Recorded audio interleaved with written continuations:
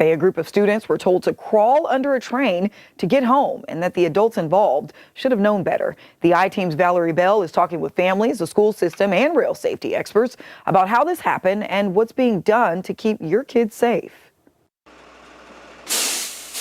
This is the bus stop on Diamond Lane in Martisville, where 6 students typically get off every afternoon. But what happened here one day in November turned that routine into a frightening ordeal. For me as a mother, my heart dropped because that's something that you never want to imagine is something can happen to your children, especially something like that. A stopped train blocked the road as their Talladega County school bus pulled up just before 3:30 in the afternoon.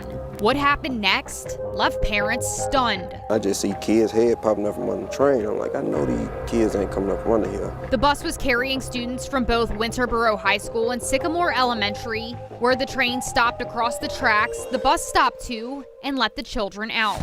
But instead of waiting for the train to move, the kids were reportedly told to crawl under it. My little grandbaby, she's 6 years old. She was still under the train.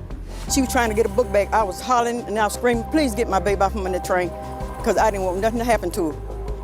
And that man, I said, why did you put those kids under that train like that? He said, I'm sorry, I had an emergency. That's what he said. It's a scenario rail safety advocates have warned about for decades. A train traveling 55 miles an hour is going to need at least 2 miles to stop. You know, so even at a crossing, drivers misjudge how close is the train, how fast is it moving. So we end up having those kind of vehicle crashes. But when the trains move through communities, there can be situations like this, but the absolute do not ever crawl under the train or over the train.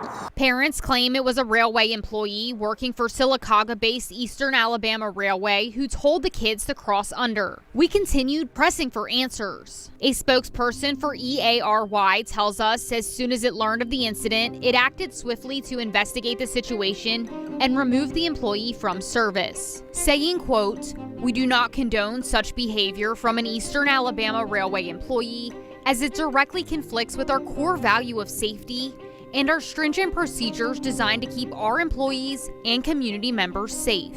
That's real wrong for you to do those kids like that. Anything could happen. And I don't want no kids up under there. It should never happen. Never. Immediately following the incident, the bus driver was placed on administrative leave. In a statement, Talladega County Schools said, "The situation is being thoroughly investigated and appropriate action will be taken in accordance with board policy and state laws," adding, "We remain committed to ensuring that transportation staff meet the highest level of safety standards." We requested a copy of bus surveillance video, but the school district says it does not provide copies of this type of footage to the media as it's considered an educational record protected under federal and state student privacy laws. As of this week, we learned the bus driver is no longer employed with Talladega County Schools. I just want everybody to take it serious. Alabama Operation Lifesaver Executive Director Nancy Hudson warns even a stationary train is dangerous as it can move or jerk without warning. There's things that kind of hang under the train that could grab hold of a backpack or a jacket and drag you along. So there is no good, safe time to crawl under or over. Hudson says, always expect a train. Blocked crossings are a growing issue where long freight trains can sit for hours, cutting off neighborhoods, schools, and even emergency vehicles. In the past year, the Federal Railway Administration logged more than 670 blocked crossings in Alabama. Nationwide, more than 25,000. In about 23% of those cases, pedestrians were seen climbing on, over, or through the train cars. The terrifying thing is nobody knows when the train will move. And if you're about halfway down the train, you're crawling under, the train crew can't see you.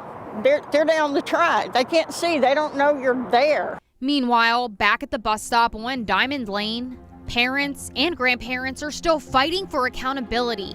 They want to make sure this never happens again. I would like some accountability to be taken. I would like for everybody to make sure that they follow their procedures and safety protocols and things like that.